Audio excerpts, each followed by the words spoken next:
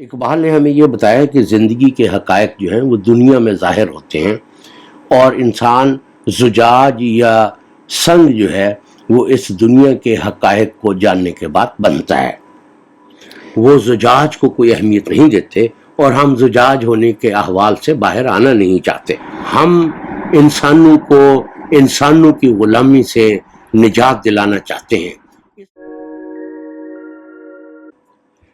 جب تک نہ زندگی کے حقائق پہ ہو نظر، تیرا زجاج نہ ہو سکے گا حریف سنگ۔ یہ زور دست و ضربت کاری کا ہے مقام، یہ زور دست و ضربت کاری کا ہے مقام، میدان جنگ میں نہ طلب کر نوائے جنگ۔ خون دل و جگر سے ہے سرمایہ حیات، خون دل و جگر سے ہے سرمایہ حیات، فطرت لہو ترنگ ہے غافل نہ جل ترنگ۔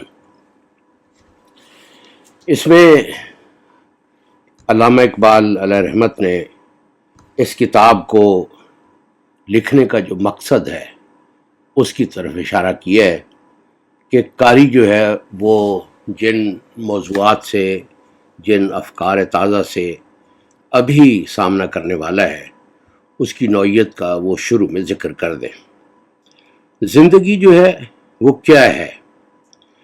اقبال کے نزدیک اس کا معنی اور ہے، اور یہ جو پاکستانی قوم ہے، ہم سب لوگ ہیں، ہمارے نزدیک اس کا معنی جو ہے وہ اس سے مختلف ہے جو اقبال نے متعین کیا ہے۔ ہم علی گڑھ کی پیداوار ہیں، جبکہ علامہ اقبال کی شاعری جو ہے وہ روایت اور ان کا اپنا جو ایک تصور دین ہے اور ان کا جو تصور دنیا ہے اس سے نکلنے والا ایک پورا ورلڈ ویو ہے، جو ہمیں ان تمام تصورات سے، ان تمام تعبیرات سے جو ہم پچھلے 75 سال میں پاکستان میں دیکھ رہے ہیں اس سے بالکل مختلف ہے۔ ہمارا جو سیاسی نقطہ نظر ہے وہ استعمار کی غلامی ہے، ریاستی سطح پر، ثقافتی سطح پر، معاشی سطح پر ہمارا نقطہ نظر جو ہے وہ کشکول گدائی ہے۔ کلچر میں ہمارا علم، ہمارا جو ورلڈ ویو ہے وہ یورپ سے علم کی بھیک مانگنا ہے۔ سیاسی سطح پر ہم زندگی کی بھیک مانگتے ہیں استعمار سے، معاشی سطح پر ہم کشکول گدائی لہراتے رہتے ہیں ان کے سامنے، استعمار کے سامنے، کہ ہمیں زندہ رہنے اور چلنے کے لیے جو ہے وہ کچھ سکے عطا ہو جائیں۔ اور ثقافتی سطح پر ہمارا سارا علم، ہماری ساری دینی تعبیرات، ہمارا پورا ورلڈ ویو، ہماری پوری تعلیم، اس تعلیم سے پیدا ہونے والا ذہن اور اس سے پیدا ہونے والے تمام تصورات وہ مغرب کی بھیک سے پیدا ہوتے ہیں، اور اس سے ہم ایک ایسی قوم بن گئے ہیں جو اس تصور سے، ان افکار سے، ان معیارات سے قطعی مختلف ہے جو اقبال نے سوچا تھا۔ ہم ایک ایسا ملک بن گئے ہیں جس کے بارے میں اقبال نے جو سوچا تھا وہ اس سے مختلف تھا۔ اقبال کی شاعری پڑھنے کا مقصد یہ ہے کہ شاید ہم ان تہذیبی مقاصد کی طرف لوٹ سکیں جن کا خواب اقبال نے دیکھا تھا۔ اقبال فرماتے ہیں، جب نہ زندگی کے حقائق پہ ہو نظر، تیرا زجاج نہ ہو سکے گا حریف سنگ۔ اس پہلے شعر میں جو حقائق کا لفظ ہے وہ بہت زیادہ پرابلمیٹک ہے، یعنی یہ لفظ جو ہے وہ اپنے جو اس میں جو معنی بھرے ہوئے ہیں اس لحاظ سے یہ کافی زیادہ ایک طرح سے اس میں مسائل ہیں۔ تو یہاں حقائق سے مراد ہے فیکٹس، یا حقائق سے مراد کوئی حقیقت یا اس کا تصور نہیں ہے، اس کے مختلف پہلو نہیں ہیں۔ یعنی یہ حقائق جو ہے یہ تصوف کے یا عرفان کے لفظ کے طور پر یہاں استعمال نہیں ہوا، یہ روزمرہ زندگی کے جو حقائق ہیں جن کو ہم فیکٹس کہتے ہیں، جو بالعموم حسی ہوتے ہیں، جنہیں ہم مشاہدہ کر سکتے ہیں، جو ہمارے تجربے میں آ جاتے ہیں، جن کے بارے میں صحافی صبح و شام لکھتے ہیں، سیاستدان ان کے بارے میں اپنا نقطہ نظر دے رہے ہوتے ہیں، تو وہ حقائق جو ہیں وہ صرف حسی نہیں ہوتے، اس کے پس پردہ جو قوتیں کار فرما ہوتی ہیں جن کی بنیاد پر وہ حقائق یا فیکٹس جو ہیں وہ معاشرے میں ظاہر ہوتے ہیں، اس دنیا میں ظاہر ہوتے ہیں، اقبال ان کا ذکر کر رہے ہیں۔ اقبال فرماتے ہیں کہ جب تک نہ زندگی کے حقائق پہ ہو نظر، کہ جب تک یہ جو زندگی ہے جو اس دنیا میں ہم جیتے ہیں، اس میں جب تک حقائق کو ہم نہ جانتے ہوں، جب تک ہم ان حقائق سے واقف نہ ہوں جو اس دنیا میں متحرک ہیں، اور جو اس دنیا کی جو حرکیات ہے، اس کی ڈائنامکس جو ہے، جو اس کو جو شیپ کر رہے ہیں، جو سامنے آ رہے ہیں، اس کے پس پردہ جو قوتیں آپریٹ کر رہی ہیں، وہ پس پردہ قوتیں جو ہیں وہ فراست سے اور غور و فکر سے سمجھی جا سکتی ہیں۔ تو جب تک اقبال فرماتے ہیں کہ تو زندگی کے حقائق سے باخبر نہ ہو، اس وقت تک تو خود کیا ہے؟ تو ایک زجاج کی طرح سے ہے۔ زجاج کہتے ہیں شیشے کو، جیسے کوئی شیشے کا گلاس ہوتا ہے، شیشے کا ایک لیمپ ہوتا ہے، تو تیری حیثیت وہ ہے۔ زجاج وہ چیز ہے جو دنیا سے ٹکراتے ہی پارا پارا ہو جاتا ہے۔ تو اقبال کہتے ہیں کہ تیری حیثیت جو ہے اس وقت وہ ایک زجاج کی ہے، اور تو دنیا سے ٹکراتے ہی ہم دیکھ رہے ہیں کہ پارا پارا ہو جاتا ہے، کیونکہ تیری خودی کی جس طرح سے تشکیل ہوئی ہے، جس طریقے سے تجھے ان سکولوں نے، کالجوں نے، اس علم نے، اس جھوٹی تاریخ نے جو گزشتہ 200 سال میں لکھی گئی، اس تجھے تیری ذہن کی، تیرے کردار کی جس طرح سے تشکیل ہوئی ہے، تو تیری حیثیت محض ایک زجاج کی ہے۔ اگر تو دنیا میں کسی آقا کا غلام ہے، اگر کسی سیاسی قوت کا، جیسے کہ ہم ایک بین الاقوامی استعمار ہے، ہم سب اس کے غلام ہیں، تو اس نے ہماری شخصیت اور کردار کو ایک زجاج کی طرح کا بنا دیا ہے۔ یعنی ہم اس دنیا کے ساتھ ٹکرانے کی جو ہے وہ صلاحیت نہیں رکھتے۔ کیوں؟ کہ یہ دنیا جو ہے یہ سنگ کی طرح سے، یہ پتھر کی طرح سے ہے۔ یہ اس دنیا کے جو حقائق ہیں، جو فیکٹس ہیں، جو فیکٹسٹی ہے اس دنیا کی، حقیقت ہونے کی جو نوعیت ہے اس دنیا کی، واقعاتی ہونے کی جو نوعیت ہے، وہ یہ ہے کہ یہ دنیا بہت سخت ہے اور پتھر کی طرح ہے، اور ہمارا جو مزاج ہے، ہماری جو حیثیت اور شخصیت ہے، وہ زجاج کی طرح سے ہے۔ ہم دنیا سے ٹکرانے کی حیثیت نہیں رکھتے۔ اس کی وجہ یہ ہے کہ ہم دنیا کے حقائق سے باخبر نہیں ہیں۔ اگر ہم دنیا کے حقائق سے باخبر ہوتے تو پھر دنیا کی یہ جو شفاف حقیقتیں ہیں، یہ جو شفاف ریالٹیز ہیں دنیا کی، ہم ان سے ٹکرانے کی اور انہیں تبدیل کرنے کی استعداد پیدا کر لیتے، جبکہ ہم میں یہ صلاحیت نہیں ہے۔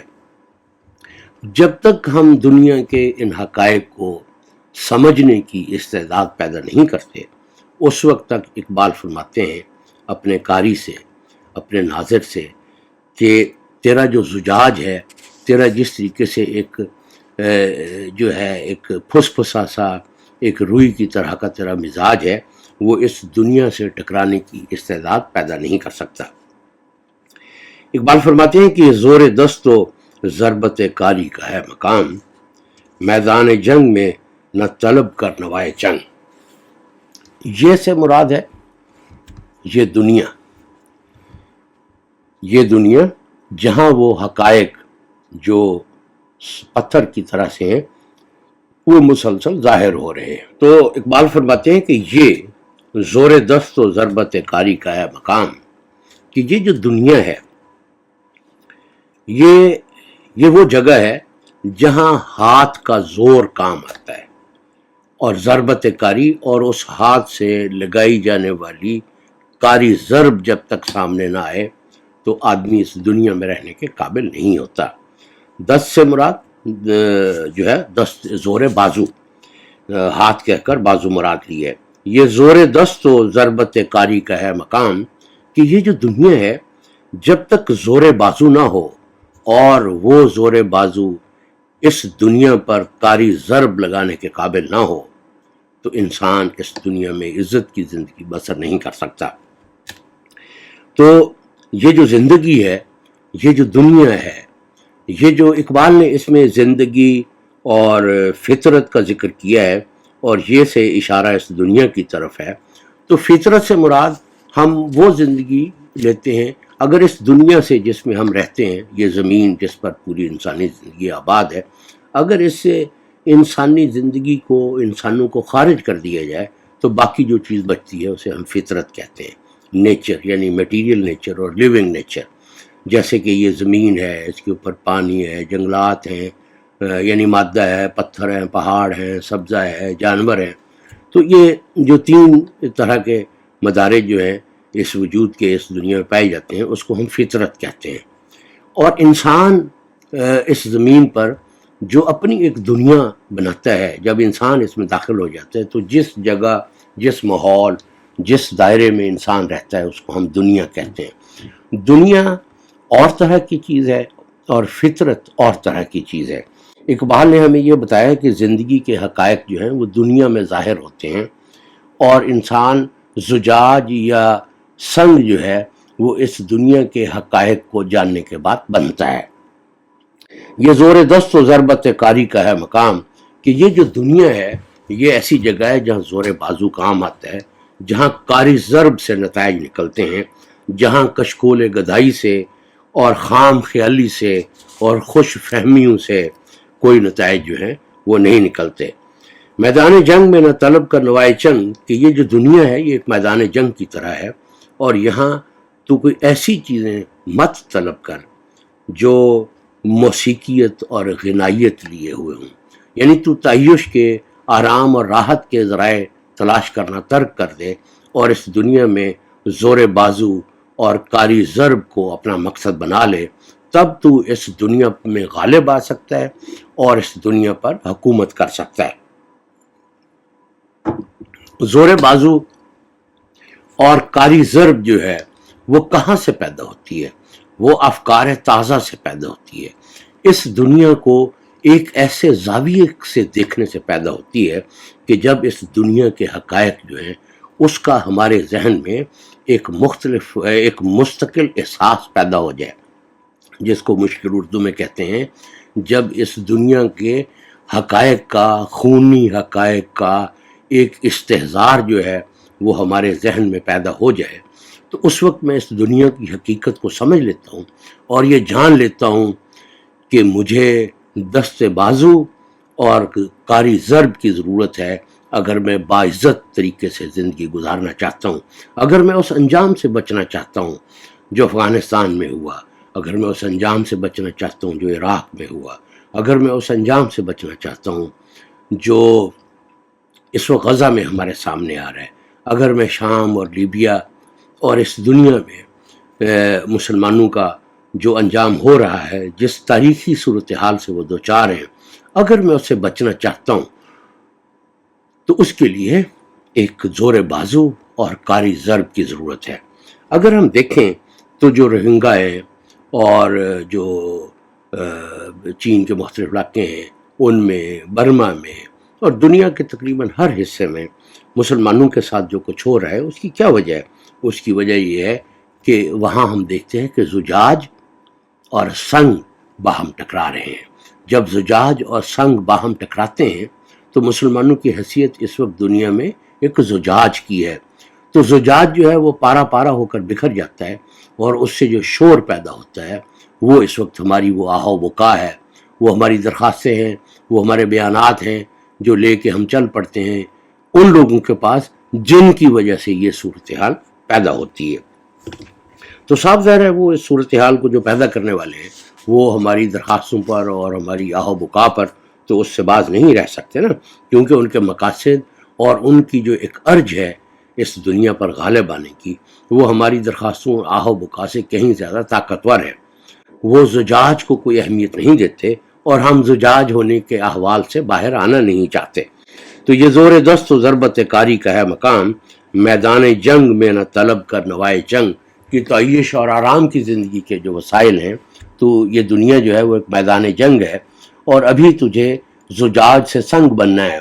ابھی افکار تازہ سے دنیا کو نئے انداز میں دیکھنے کا ایک اسلوب، ایک جو ہے ایک حیثیت جو ہے یا اہلیت جو ہے وہ پیدا کرنی ہے، ایک لیاقت پیدا کرنی ہے، تاکہ تم اقبال کے ان تصورات سے اس دنیا کو دیکھ سکیں. اور جب دنیا کی حقیقت تجھ پر منکشف ہو جائے گی تو تجھے اس بات کا احساس ہو جائے گا کہ یہ جو دنیا ہے جس کو میں ایک بڑی سافٹ اور بڑی اچھی جگہ اور انصاف کی جگہ سمجھتا رہا، جس میں سمجھتا ہے جو میرے نوکری کرنے اور میرے جو ہے وہ بچوں کی اچھے مستقبل کی ایک ضامن دنیا ہے، جس میں میں مال و دولت کے پیچھے بھاگتا رہا۔ میں ان سارے افکار سے دستبردار ہو گیا جو زندگی میں باعزت طریقے سے رہنے میں کام آتے ہیں۔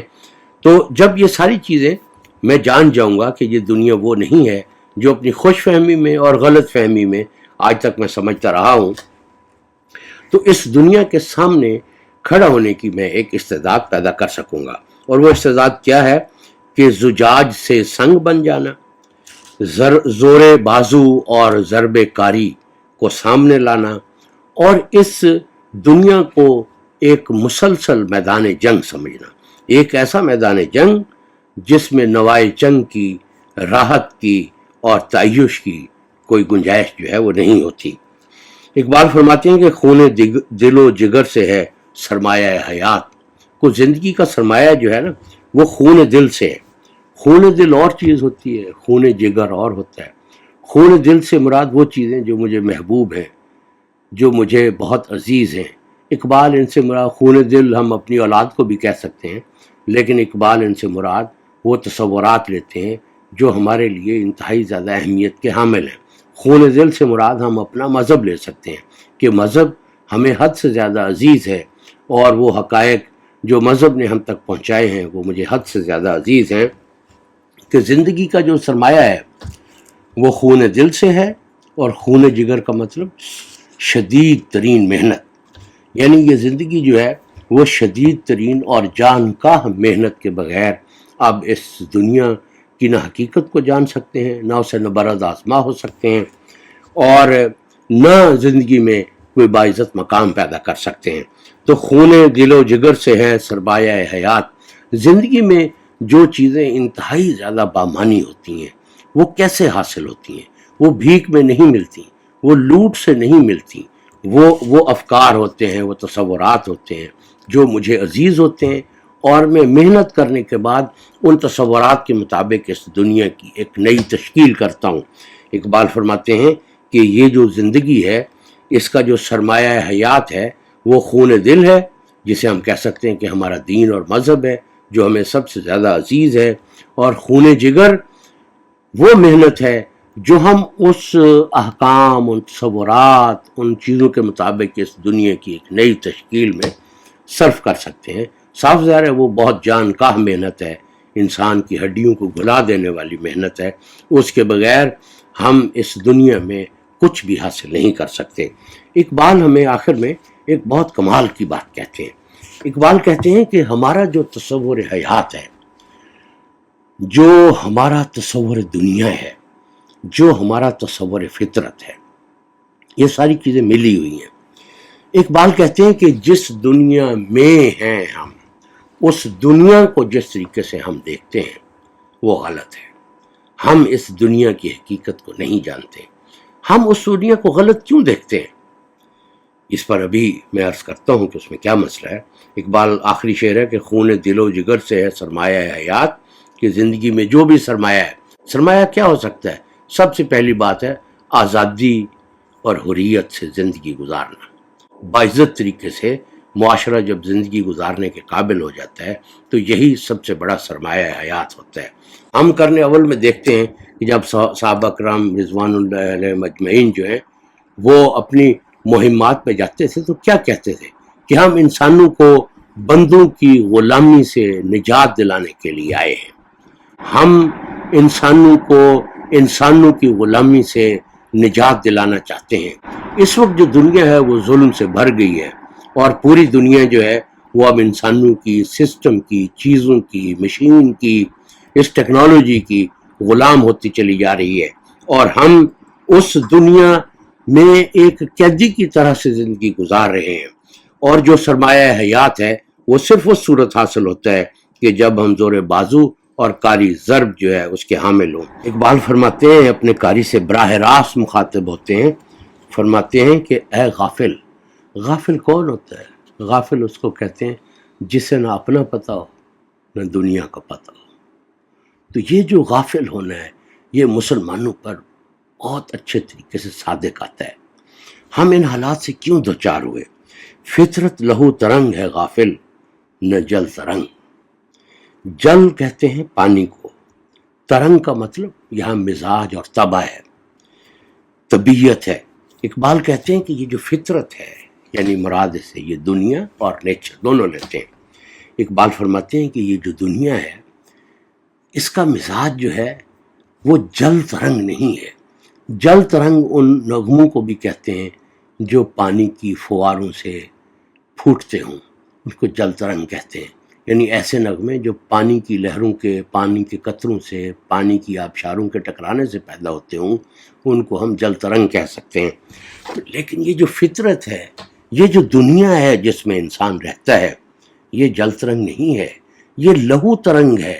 اس کا مزاج لہو کا ہے، یعنی جو آدمی اپنے لہو سے فواروں کو جنم دے سکتا ہو، وہ اس دنیا میں حکمرانی کرنے کے قابل ہوتا ہے۔ لہو ترنگ مزاج ہم سے کیا تقاضا کرتی ہے کہ خون دل اور خون جگر بہانے کے ہم قابل ہو جائیں۔ اس وقت ہم یہ جان لیں گے کہ یہ جو دنیا ہے یہ لہو ترنگ ہے، اور لہو ترنگ دنیا میں رہنے کے جو افکار، جو آداب، جو طریقہ، جو کردار، جو عمل چاہیے ہوتا ہے، وہ اس دنیا سے مختلف ہوتا ہے جو جل ترنگ دنیا میں رہنے کے لیے درکار ہوتا ہے۔ یہ دنیا لہو ترنگ ہے، اس دنیا کے مزاج میں گندھی ہوئی ہے یہ خون ریزی، یہ جنگ، یہ جدل، یہ جو جسے اقبال فرما رہے ہیں کہ میدان جنگ ہے یہ دنیا۔ اس دنیا کا میدان جنگ ہونا اس کے مزاج میں گندھا ہوا ہے۔ اس دنیا کا میدان جنگ ہونا اس کو لہو ترنگ بناتا ہے، وہ اس کو جل ترنگ نہیں بناتا۔ تو اقبال نے اس دنیا کی حقیقت کو ہم پر واضح کرنے کی کوشش کی ہے، لیکن یہ جو ایک ہمارا ذہن ہے جو جدید تعلیم سے پیدا ہوا ہے، وہ دنیا کو اس طرح سے نہیں دیکھتا۔ اقبال دنیا کو ایک بالکل نئے زاویے سے دیکھتے ہیں، اور انہوں نے شروع ہی میں قاری کو جو جدید تعلیم سے ابھی لیکچر لے کے اقبال پڑھنے کے لیے یہاں آیا ہے، اقبال اسے براہ راست مخاطب ہو کر اس کو متنبع کر رہے ہیں کہ بھائی جس طرح کی چیزیں پڑھ کے تم نے ڈگریاں حاصل کی ہیں، میرے پاس اس جیسی کوئی چیز نہیں ہے۔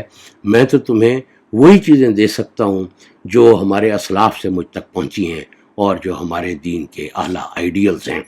تو اللہ کرے ہم اقبال کے ان افکار تک پہنچنے کی استعداد پیدا کریں، اور ان افکار کے زاویے سے اس دنیا کو دیکھنے کی اہلیت بھی پیدا کر سکیں۔